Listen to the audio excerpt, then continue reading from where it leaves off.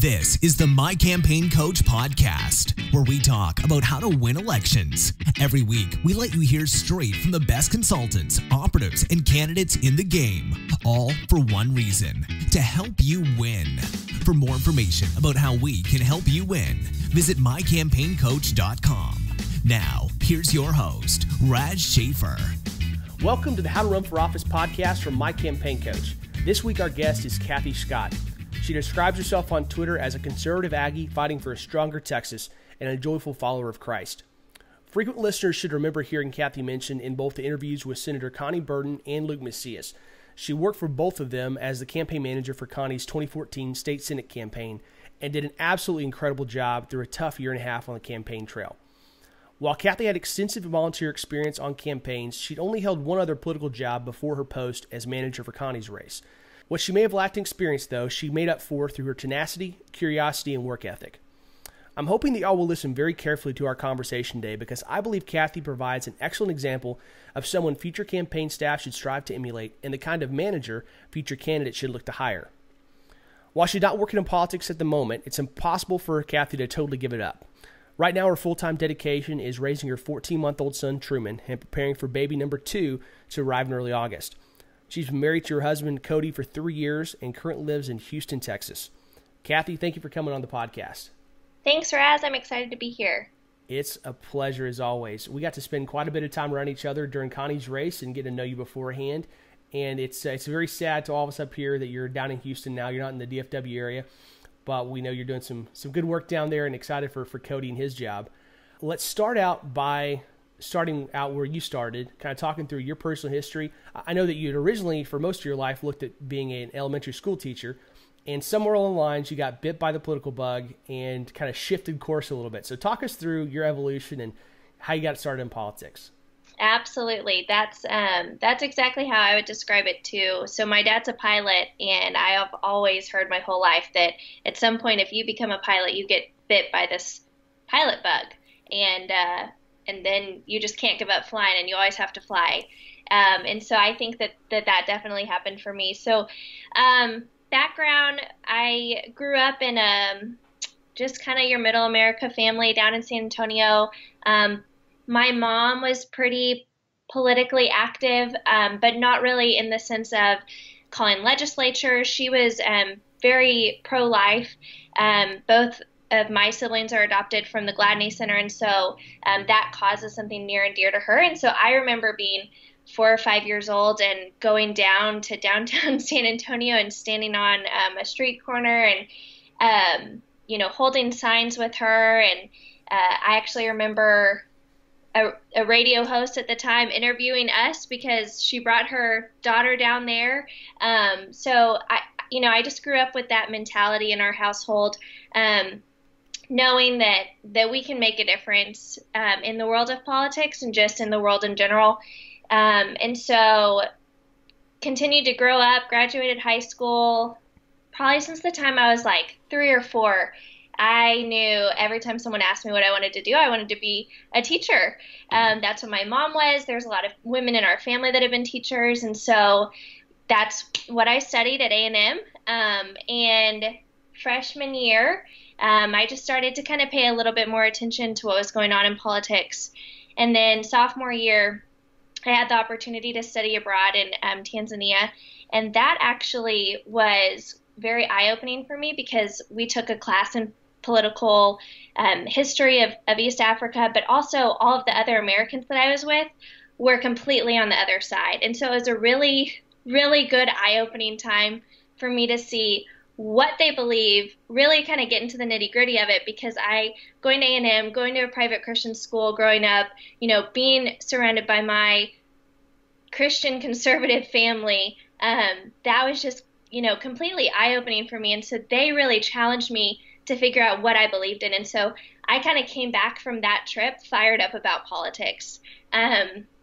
So I think right after that, I started working for a new conservative think tank up in Dallas during the summer. And then that next year, I was actually down in San Antonio over Christmas break and this guy knocked on my door, and I opened it, and I had just been paying attention, and it was Matt Beebe. And he was running against Speaker Strauss for his first, Matt Beebe's first race in Texas politics. And he opened the door and he said, "Hi." And before he could even say his name, I said, "Hey, you're Matt Beebe." That was probably the first person who had that reaction. He was. And he actually said that I was probably like the first or second day that he had been block walking. So nobody even knew who he was. That's awesome.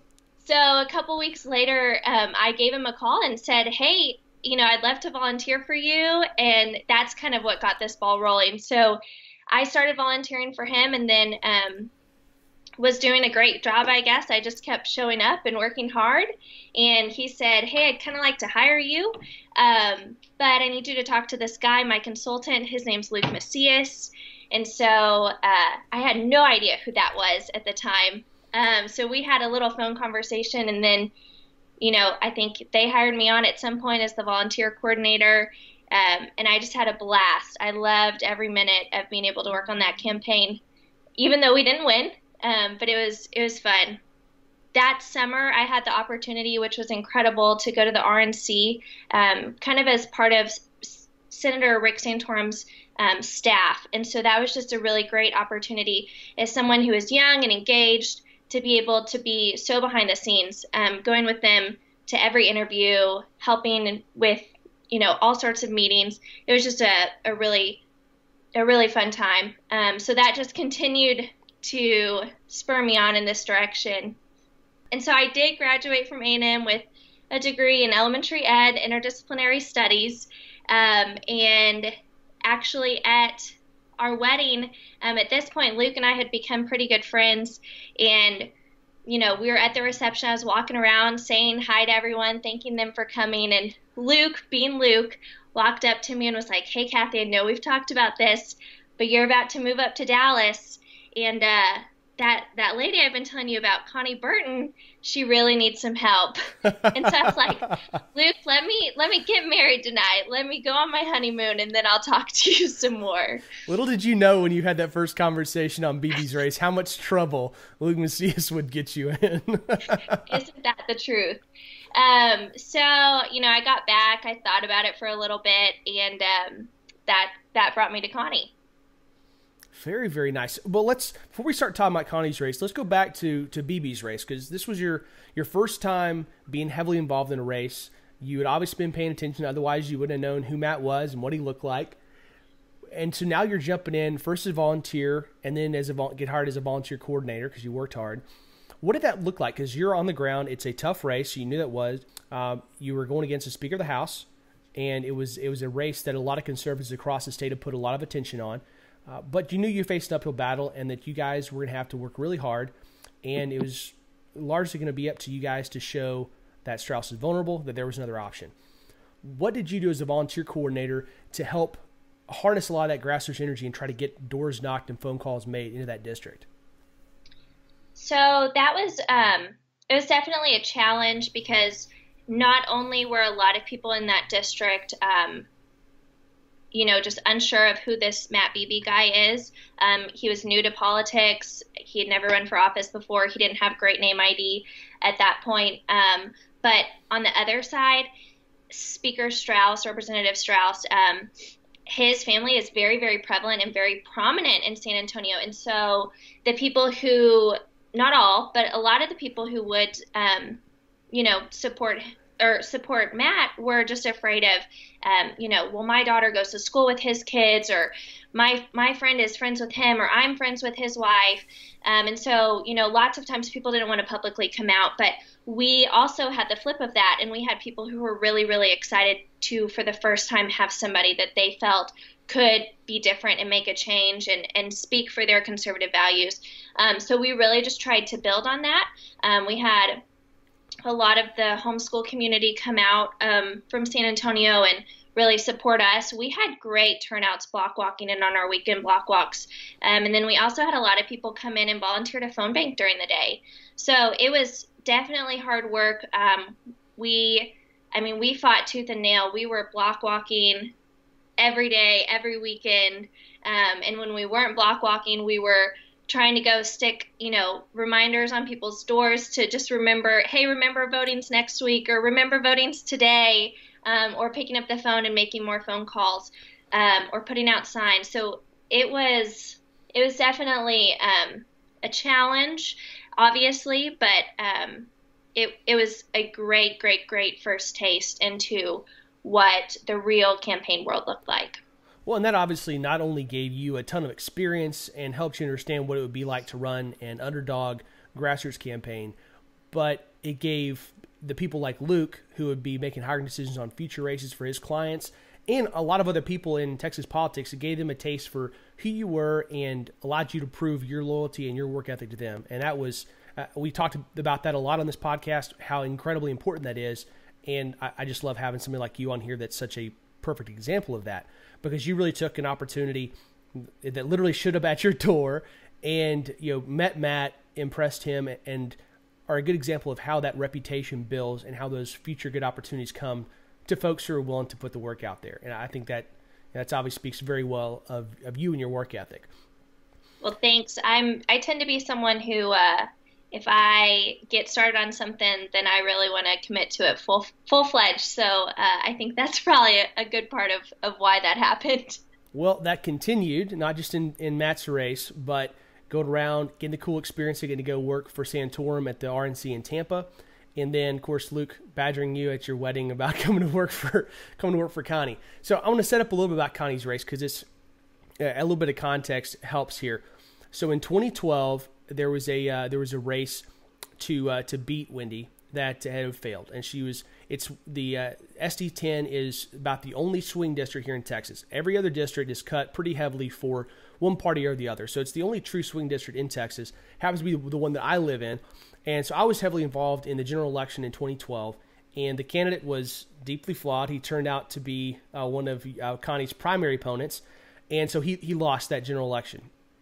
Going forward from there, we're in the process of redrawing legislative maps, and we have new districts. So Wendy's having to run again, which is normally a every 4-year affair, but she had to run again right away. And in the early part of that session in 2013, Konni jumped in as into that race. That was very early. Most people don't start jumping in until between June and September. I think it was March or April that she jumped in. Yeah, it was very, very early on, in the middle of session, months before anybody else was looking at it. And at that point, it looked like when he was talking about running for re-election, that was what everybody believed she would do, and Konni wanted to target her for that. And a lot of it goes back to something that's very important to you, and that being pro-life legislation and standing up for life. And that's something that Konni has a lot of background in. Both of her daughters were adopted, and she shares that passion. And as it turned out, Konni jumps in, planning on running against Wendy. Just a month or two later, Senator Davis jumped to national headlines as a result of her filibuster against one of the major pieces of pro-life legislation that the Republicans were trying to pass that cycle. And so she did a big filibuster, and all of a sudden was on all these talk shows and being blogged about and talked about across all kinds of media outlets and being heralded by the left in a big way.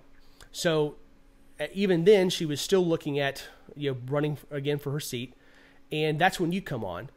Pretty quickly after that, she shifts gears and she decides she'll run against Governor Perry for the governor's seat. And now you realize that we're talking about an open primary.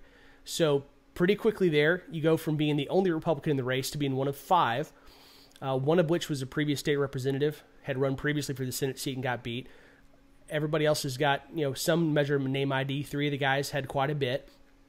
And they're up against Konni, a multi-year Tea Party activist, stay-at-home mom, and somebody that I've known for years, and she's done a great amount of work on Senator Cruz's race and other conservative races. But she's a first-time candidate, you're a first-time campaign manager, and you're thrown into what becomes one of the biggest races that cycle in Texas, as far as not a statewide. Man, what were you thinking? How did you get into that? What were some of those first steps that you guys took? So in the first few weeks of Luke talking to me about really wanting me to work for Konni, and then also, after meeting Konni and getting the opportunity to go ahead and work for her, I was just, to be totally honest, a little apprehensive. Not sure if they really understood who they were getting, that, this was going to be my first really big rodeo. And not only that, but it was a really big deal. So I knew that the pressure was on. I really had to prove myself, not only to Konni, but to everybody else, because a lot of people and a lot of money was going to get poured into this and did get poured into this. And so I had a lot of responsibility on my shoulders, and that just kind of pressured me into just going all in again, and just really making sure that I was going to do the best job that I possibly could do. But Konni herself made the race so much more fun. And so like she was able to just win voters day in and day out just by talking to voters, as you know from knowing her. We, Luke had come in and said, hey, if you're interested, I'd love for you to meet her. And so the first step with them, I actually was not hired as the title of campaign manager. I think my first title was field manager. Konni didn't want to bring me on with this grandiose title and then me not prove myself, not do a good job, and then her have to fire her campaign manager and then hire a new campaign manager. So that was really wise of her. So that's what I started as. And we met at a Starbucks for the first time. I think we had spoken on the phone or texted, and we met at a Starbucks, and we just kind of sat down, and I know that she was interviewing me, but in my mind, I was interviewing her just as much, because I strongly, strongly believe that I cannot do my best and work for a candidate that I do not fully agree with, and that I do not stand side by side beside. And so, it was really just a fun opportunity to sit down, meet her, get to know her, kind of get to know why she's running, what her political values are, where she stands on the issues. We quickly related over the fact that both her girls and my brother and sister were adopted from Gladney, and so that was just an instant bonding moment. So it was a slower start. I worked remotely for a little while. The whole race, I commuted from Dallas area, Dallas Richardson, to Fort Worth. Which for listeners, that's about a hour commute or so. It's not a fun commute. 50 miles each way. Oh my gosh. That's not a good day, especially for folks who don't understand Dallas and DFW traffic. It sucks, especially the roads you had to take. So that alone speaks highly of your dedication. It does. So for the first few weeks, so I came on in July, and then through July and August, I mostly just kind of worked from home. I was able to do a lot of phone calls, really do some research on what groups were in the area, kind of get to know the district a little bit more, order some campaign maps of the layout of the district so that I could see the precincts, start figuring out what areas we were going to target. And I worked very closely with Luke on a lot of that, obviously. And then also just starting to make phone calls, starting to talk to volunteers, starting to set up meet and greets. And at that point, it was just Konni and Luke and I and Phil, Connie's husband, who was super, super involved in the entire campaign and ended up being Connie's campaign treasurer, which we all kind of laugh about. I don't know why, but he does a fantastic job. But he is just as much of a part of the campaign as anybody else was. Well, I think a couple of things you mentioned that I really want to highlight.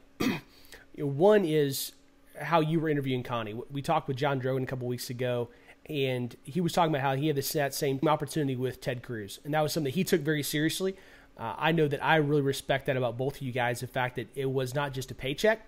You guys both knew that if you were to be dedicating yourself to this candidate, putting your name next to theirs, that you want to make sure that it was going to be somebody whose votes and policy advocacy would be something that you were proud to be associated with. In both cases, I think it turned out to be very, very true. Your gut instinct on both cases was right. So early on in that race, those first couple months, the senator is out. Wendy Davis is out of the Senate race. You know that other Republicans are going to be jumping in, but you're still early in the summer. And similar to Cruz's race, you guys knew you had to win the grassroots support early on and be known as the conservative in that race. Mm-hmm. And you knew that you're going to be one of 4 or 5 people, turned out to be one of 5 people in that race.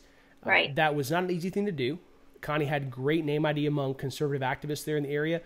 and especially up in the northeast part of Tarrant County, but large part of the district was Fort Worth, and on the southern part of Tarrant County, an area that Konni did not have a whole lot of experience and hadn't spent a whole lot of time.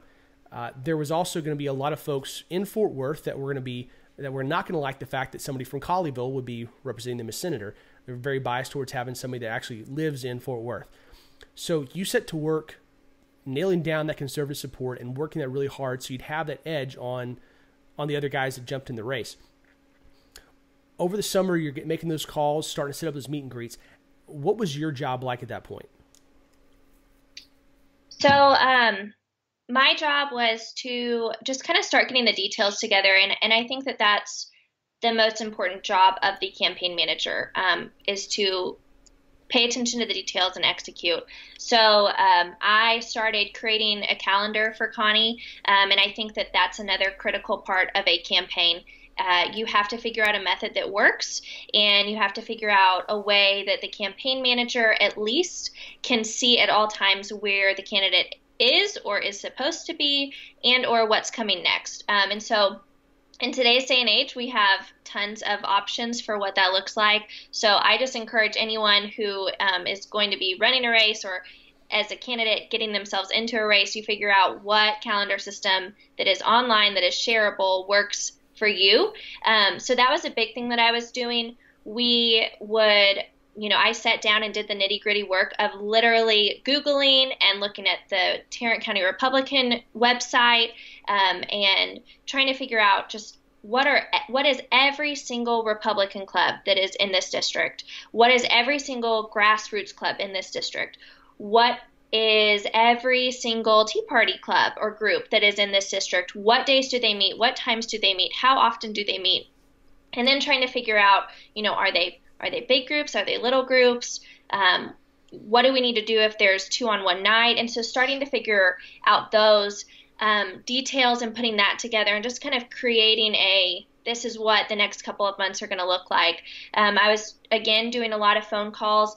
I was looking through some emails preparing for this, and it's just funny to, just go back and see, how small the campaign was at that point in time, that people didn't really know who Konni was, and then also people reaching out and saying, hey, I've heard about you. I'm so excited that you're running to take this seat. We need to take it back from the Democrats.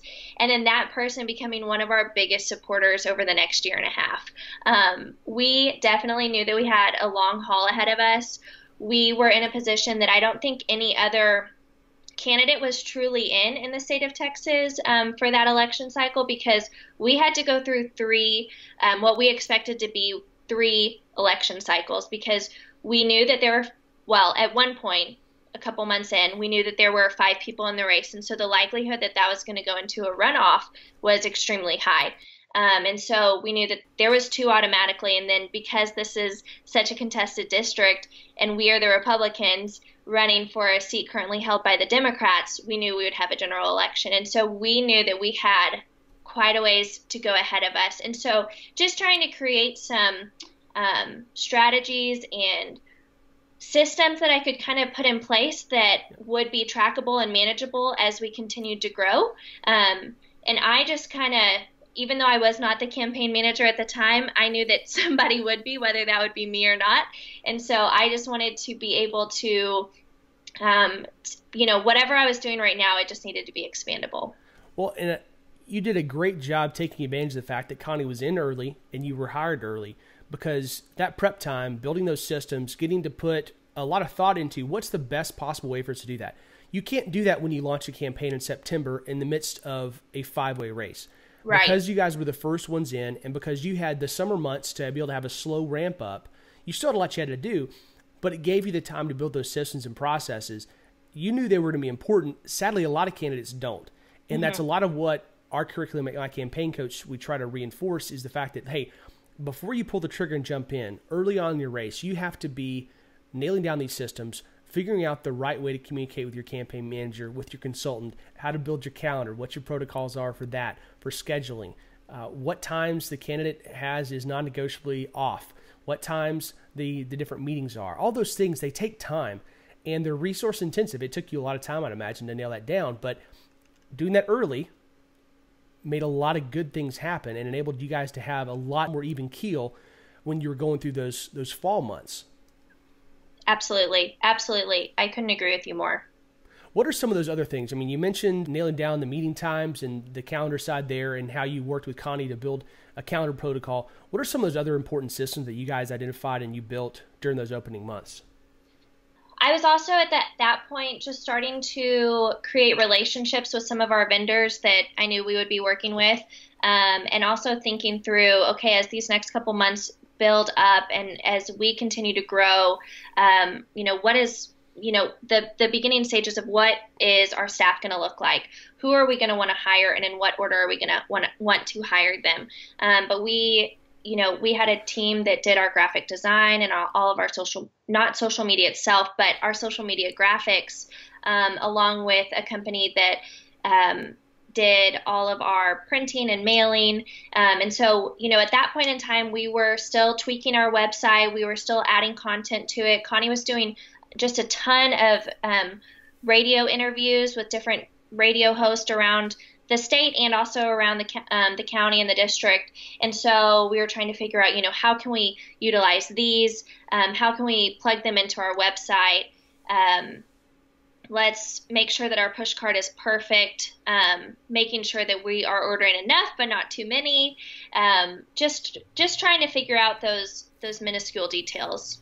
Well, and through that, you were also able to figure out your voter contact strategy, what you want to do. You're able to do the research and get your software set up and everything so you knew these are the voters we got to hit. This is how many we needed to hit. You guys ended up hitting, I think, about over 140,000 doors during your entire race. That's not an insignificant number. That takes a lot of volunteer hours and a lot of paid block walking. And so you were able to start laying the groundwork, testing messages and strategies for how you get that done, and starting to learn what the voters reacted to really well. Mm-hmm. Absolutely. And I think I mentioned this earlier, but Konni herself is what the voters react to really well. Her message of conservatism, her message of free markets and liberty, that is just a breath of fresh air. But she is a candidate that truly I was just lucky to get to work with and work for, because she is just true. She's true to herself. She's true to her values. One of my favorite stories that I would get to tell new people and new voters as we would get to meet them is they'd say, okay, well, tell me a little bit about Konni. What does she do? What's her job? And I would tell them that ironically, and this was mostly in the very beginning stages, but ironically, she was just super involved. She was the grassroots activist. She was just someone who wanted to make a difference, and she'd been volunteering for years. And she actually started this whole thing by going around the county and saying, hey, we need to find somebody to run against Wendy Davis. Who can we find? She was not at all looking to run herself. And time after time, the finger got turned around and pointed at her. And so I think that, people really resonated with that. I think that also it's a humble person who would be willing to do that and not automatically think, oh, it's me, I should run, I'm the solution to everyone's problem.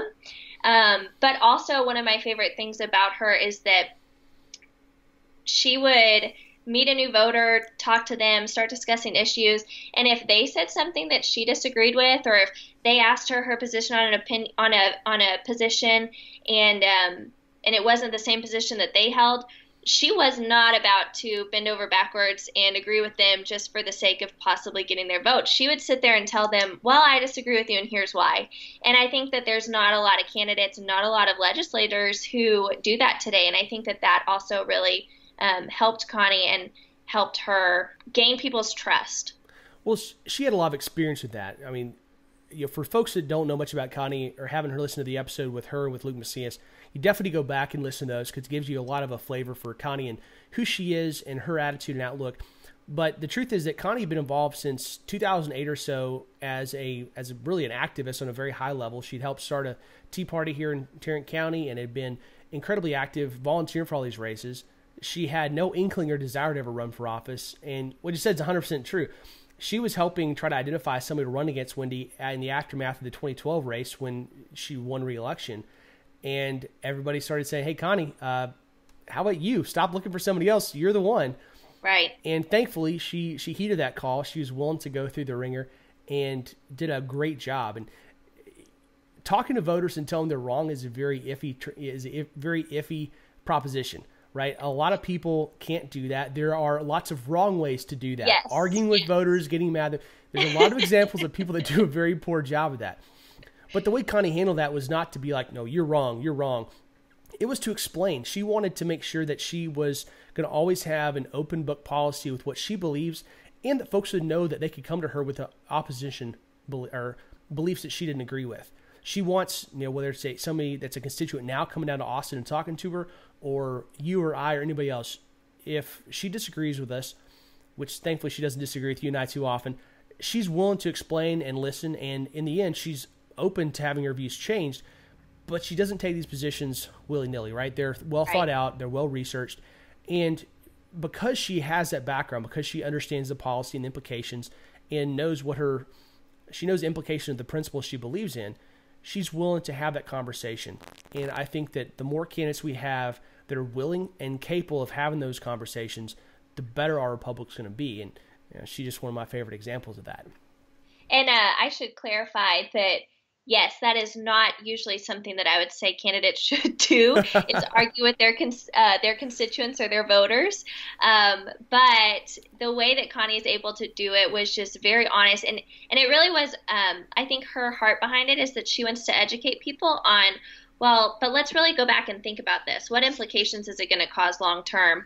And I can tell you that probably the first 5 times she did it, I just stood back and my eyes were probably bugging out of my head, and I was just like holding my breath. Oh no, Konni, what are you saying?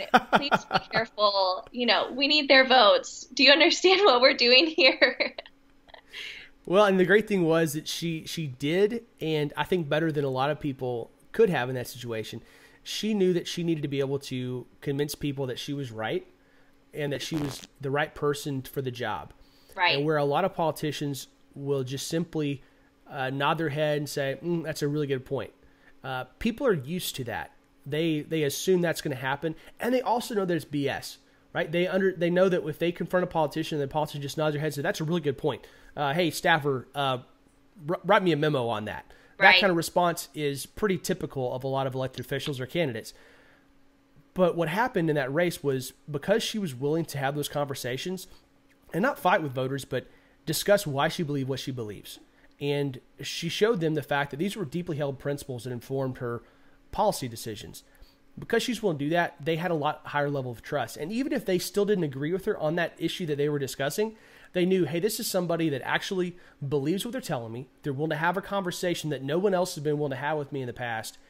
And I can trust that. I can trust that she's at least a woman of principle that's going to fight for me and fight for what she believes in and do right by our district. And absolutely, thankfully that really resonated. It worked, whereas it may not have for some people, for different personality types, and she was able to pull that off. Let's look forward a little bit as you kind of went through that summer. More and more candidates are out there. Now all of a sudden you're not the only folks showing up to these Tea Party meetings and Republican clubs. You've got opposition candidates there.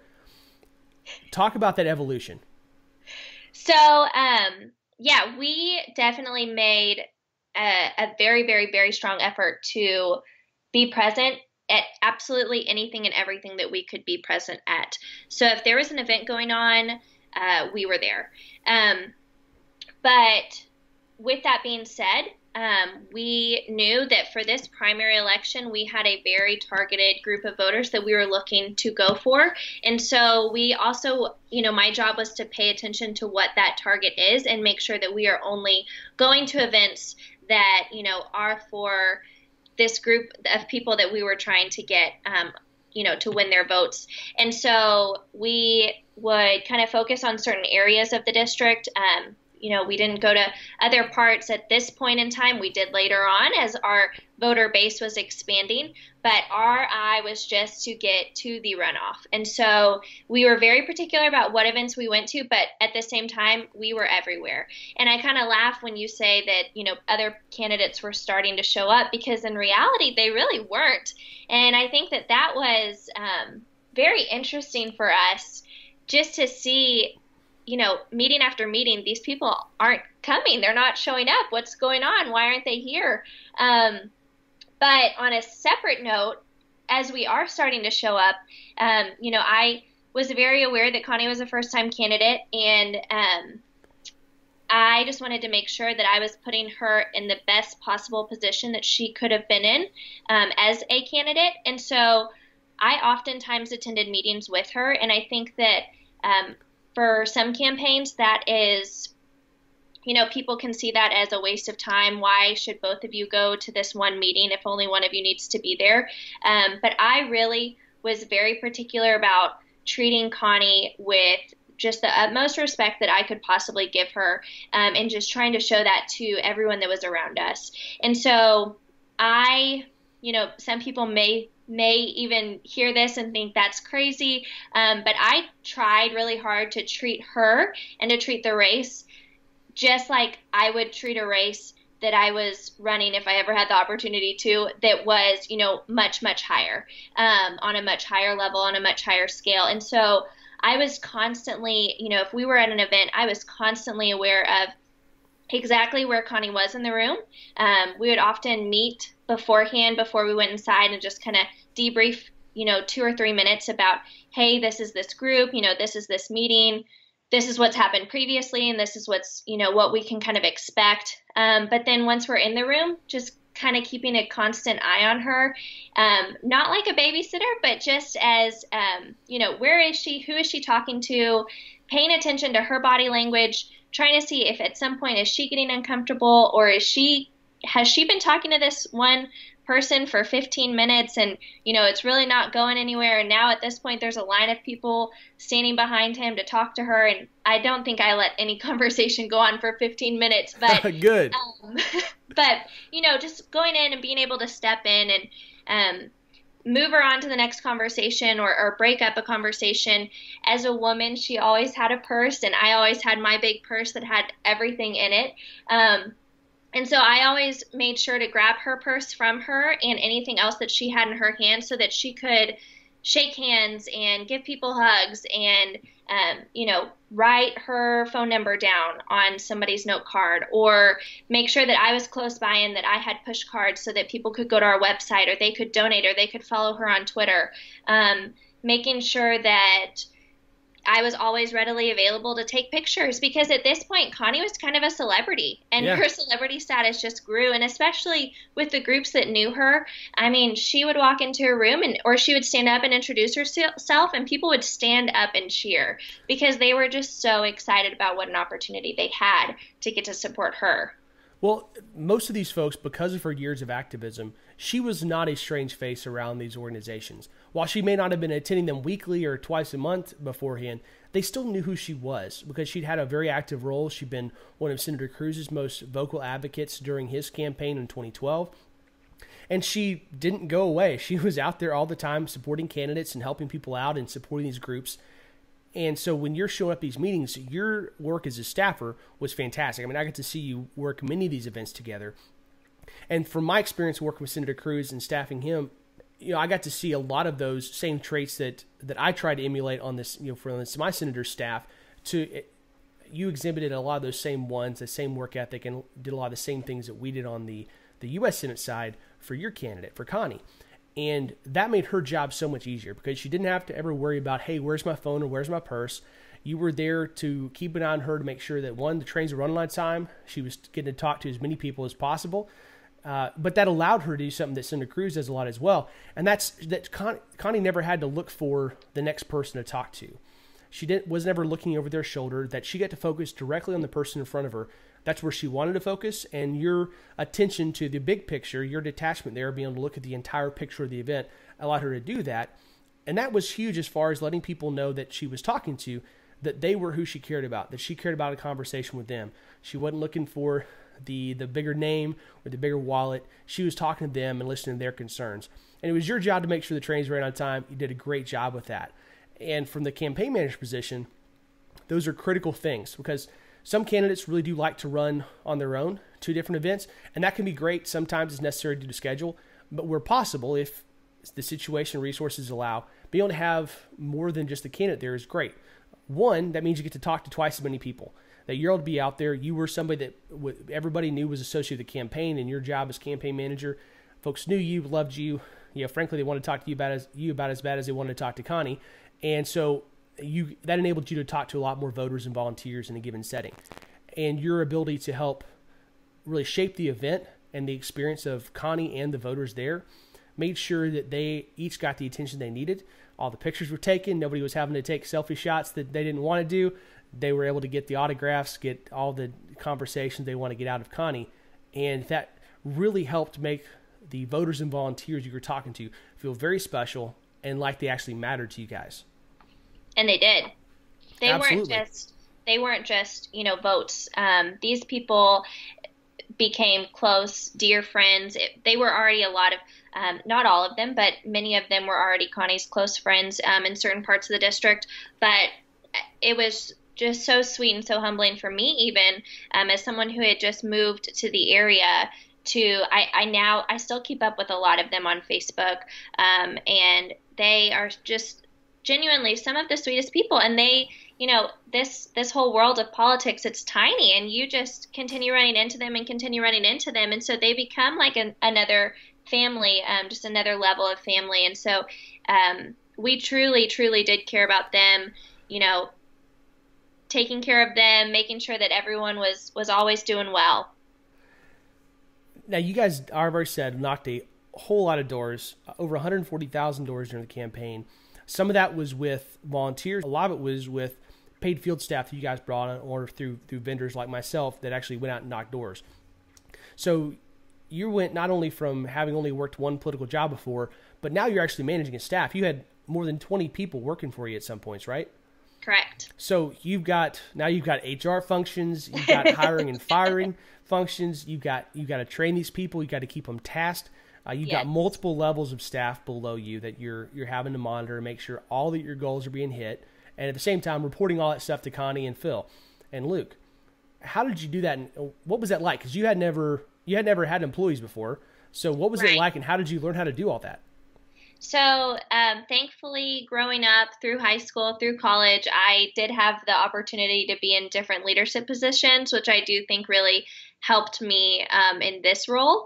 So leading and kind of trying to get people to follow and do what we need them to do wasn't a brand new idea to me, but doing it to this extent was brand new. And then also, I was doing HR and hiring and firing and filling out, I don't know if they were W-2s or W-9s. Phil could tell you off the top of your head. Those are things that I've tried to put out of my head. Yeah, they're W-9s. But, filling out all of that information, trying to make sure that everyone is on task and doing what they're supposed to do, but also still having the day-to-day operations of running the actual campaign itself, making sure Konni's at events, making sure I'm at events, making sure voters are getting talked to. If we're phone banking at the same time, doing that, prepping Konni for whatever is coming up, a debate, a forum. At some point we were doing TV interviews, radio interviews. But it was definitely a challenge at times. So again, we started out small. I think it was August, it was probably September, maybe even October, that we hired our first hire beyond me. And I think at that point I stopped being field manager, and I don't really know what my title was. At some point I just kind of slipped into campaign manager. But we hired a young woman named Charity Nicholson, and she did our volunteer coordinating, and she was fantastic. One of the sweetest people that you'll ever meet. And she just, dove in and was really excited to help Konni. And then probably a couple weeks after that, I think we hired 2 or 3 full-time block walkers. And so that was probably around October. And we just really, I was very intensive with them. I was going out and walking with them. I really feel that to be a good manager, you need to be willing to do absolutely anything that you are asking your staff or volunteers to do. Absolutely. And so if it was something that I was asking them to do, then I was usually at some point doing it with them. And so, we really sat down and talked through the message that we were wanting them to say at the doors. I had, with Luke's help, the areas that we were really wanting to target in on. And then, just making, at that point, that was me making walk list. And then also managing and making sure that they were doing what they were supposed to be doing, that they were talking to who they were supposed to be talking to. And I think that it's also really valuable that the candidate themselves is in close communication with all of the staff. I think it's easy to just be in contact with the campaign manager or the campaign manager and the consultant, and then the block walkers and phone bankers and all of them can kind of get swept by the wayside. But to be able to correctly convey the candidate's message, I think if possible, it's really helpful and valuable for the candidate to just kind of have continuous conversation with them. I would oftentimes field their questions, hey, what's Konni's position on this? Or this happened today, how should I respond to it? Or they would call me while they were at a door and ask me what they should say. And oftentimes I would answer those, but I would occasionally bring Konni in to answer those or, whatnot. And we would also have weekly meetings where this happened more so as we continued to ramp up staff. But we had weekly meetings from the get-go that, one day every week, every morning before they went out to block walk, they would come into the office and we would just kind of do a temperature check on, this is how last week went, this is how, we expect this week to go, these are the number of doors we want to get knocked, this is our messaging for this week, et cetera, et cetera. So that was kind of the primary. I think we ended up with maybe 4 to 6 full-time block walkers during the primary. So what are a couple of those key organizational things you guys did? You mentioned team meetings. What are some of the key things you guys did to make sure all the trains are running on time and everybody was on the same page? So I think that those meetings were very valuable, and again, keeping Konni in the loop with them. So she would occasionally pop in. Sometimes they knew, sometimes I knew, sometimes nobody knew, and Konni would just show up to our meetings because they were at the same time every week.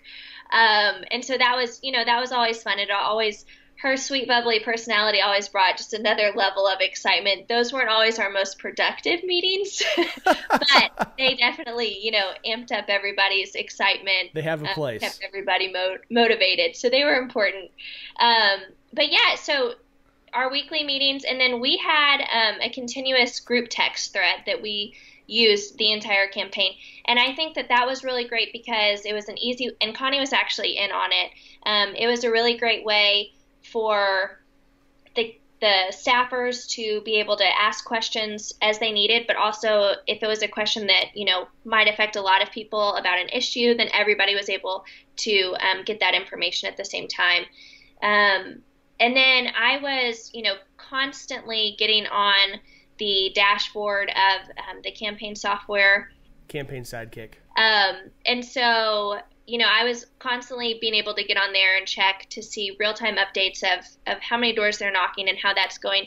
But then, and I know that you do this too, is I would just show up in the field because I knew where they were, because I made their walk list and I told them where they were going each day. And so I would just show up and just kind of check to make sure that they were doing what they were supposed to be doing. And I would also oftentimes jump out of the car and walk with them. And I think that, and this only continued even more so as we continued to build. But I think, sometimes it's easy for them to see me in business clothes and, in the office when they leave to go out to block walk, whether being a 1.5-year campaign, whether that was in the 102-degree heat or if that was in literal ice on the road some days. So, them knowing that, hey, she's not just sitting in the air-conditioned office with her feet up, talking on the phone. She's actually out here doing the hard work just like we are. I think that really helped just kind of keep everybody motivated and on the same page. So you've got all those staffers, and you were in charge in large part with hiring them. I know that Luke and Konni were involved there as well, but you had a lot to do with that, interviewing these folks. Some of them were known quantities that you or I or Luke and Konni knew beforehand, but some of these folks had just been active in other campaigns and want to come help. What did you look for in those staffers that helped you figure out who the right people were for those jobs? And then I know you had to let some of them go. Not everybody turned out to be, perfect for the job. Talk to me about the hiring and the firing side of that. Yes. So Konni and Phil both had, at this point, put a lot of trust in me. And so at this point, they pretty much said, Cathy, we need to hire X amount of people, and so go do it. And so I would put it out there. We would put it out there on social media. We would, reach out to the Republican Party in the county and across the state. And then we also just had some volunteers that would say, hey, I'd love to be able to do this as a job. So I would oftentimes start with them sending me their resume, me looking it over, usually a phone call and then an in-person interview. In an ideal world, if I could, test all of them out by having them all come and volunteer, that would be perfect, but that's not the real world. So I was, first and foremost, when they would come to meet with me, I would, this is going to sound bad, but I would judge a book by its cover, because I know that as voters are seeing them as this person is coming up to their door, that is a very first impression of the campaign. And you have to be somebody that's put together, that understands how to comport themselves. And if they can't make a good first impression on you from how they're dressed, the way they're interacting with you, just on a interpersonal level, they're not going to do well at the door, because you only have seconds between the time when the person sees you walking through the door and they open the door to really judge the campaign. Absolutely. Or if they even open the door because they think that you look sketchy or whatnot, Yep. So, neck tattoos and big old, right. Big old 3-inch gauges are not things I want to see in a block walker. So making sure that they looked respectable, and then making sure that they were able to be personable and hold a conversation, and that they were respectful. And then I also needed them to kind of just talk to me about their work ethic. So I had a list of questions that I had kind of put together that I felt, and I don't have them off the top of my head, but that I felt kind of showed me a little bit more about character and personality. And so I needed to make sure that someone was extremely hardworking, that they were not the kind of people that were going to complain if it was too hot or too cold outside, because in all honesty, I just didn't have time for that. We were, it was a year and a half, which sounds like a really long time, but at the same time, it goes by in a blink. And so we didn't really have time to hire and fire people willy-nilly. If I was going to bring them on, I was expecting them to stay on the whole time. And most of the people that we brought on during the primary stayed all the way through the general election. And I would like to think that we were a fun campaign to work for, and that we respected them. But let's see. So they needed to be hardworking, personable, trustworthy, honest. They needed to agree with our principles and our values and our core values. I also needed them to be trustworthy, because they were coming into the nitty-gritty of our campaign, and this was a really serious campaign. And we knew that the Democrats were shaking in their boots, as they should be. And so we were very aware of them wanting to send like a covert op person over to our campaign. And so we were super selective about who we ended up hiring. And then, as I was continuing to monitor them in the field, I would occasionally notice that people might not be doing what they said that they were doing or what they should be doing. And one of the ways I tried to help keep them accountable was I would always send them out in groups. So I would never send a person to a door by themselves. They would always be in groups of 2 to 4. And usually if it was a group of 4, they would break up into groups of 2. And then they would be like, one person would take one side of the street and the other person would take the other side of the street, or however they figured out worked best for them. But that also helped keep them accountable, because, if you're working really hard and knocking 50 doors, but Joe is only walking 25 doors, you kind of get frustrated and tell Joe, hey, you need to pick up the slack, buddy. So that was one thing that kind of helped nip it in the bud a bunch. But I would also, if I realized that they weren't doing what they said that they were doing or what I expected them to be doing, I would start just kind of keeping track of it and noting it, so that I had proof when I did talk to them that, hey, can you explain this, this, and this?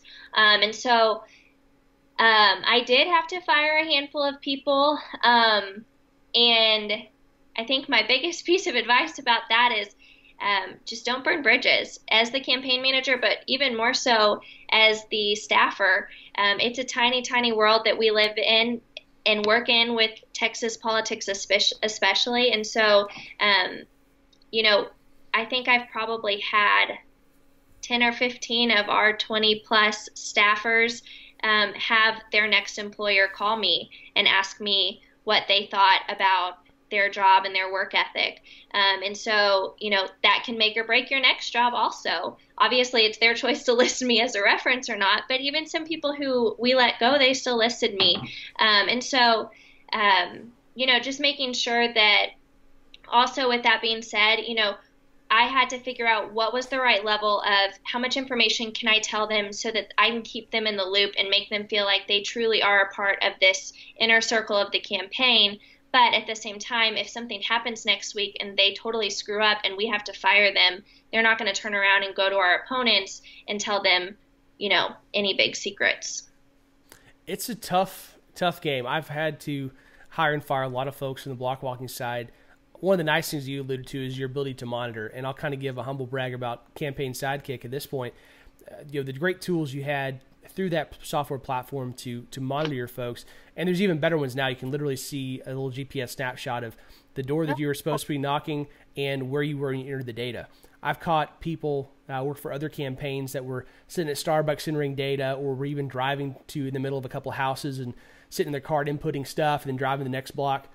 There's a lot of cool things you can do to help you, but you've got to be looking for it. You got to be watching carefully, and that was to y'all's credit you did that.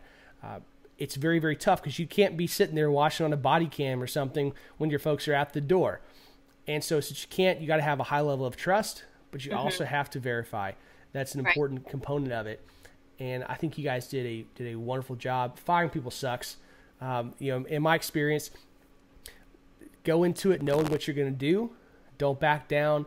Think carefully about it beforehand and document your case. And to the folks that are in a position that they're going to work for somebody else, don't work for somebody unless you think that they're going to deal with you fairly. Cathy and Konni were people that I knew would deal with people fairly. But if you don't think that's the case, don't go work for them. If you do, then pay careful attention to how you treat them and what you do for them. Because I know for a fact that if I ever saw on somebody's resume that they work for Konni Burton and Cathy Scott, I'm going to call Konni and Cathy and I'm going to ask them what they thought about them. And if they said they're not worth anything to hire, I'm not going to hire them. And that's the same way in this small world of politics across the world. Cathy, I thank you so much for being here today. It's been a pleasure talking to you and getting to relive a lot of the Konni Burton campaign. I doubt that I'm going to be the only one listening to this, and Luke and Konni will listen to this as well. That say we hope that you have a wonderful time with your kiddos, but we desperately want you back working in politics. We're going to keep trying to drag you back in whatever capacity we can, and I'm hoping to be able to take some more of your secrets and success stories and get them featured over here at My Campaign Coach. Thank you so much for your hard work, and God bless you guys down in Houston. I'll make sure to have all of your contact information, your Twitter, LinkedIn, and Facebook there in the show notes so folks can reach out to you and tweet at you if they got any questions. Thank you for being on with us today. Thanks, Raz. Please subscribe and rate us on iTunes to help spread the word. We'll be back with you next week with more campaign insights from My Campaign Coach.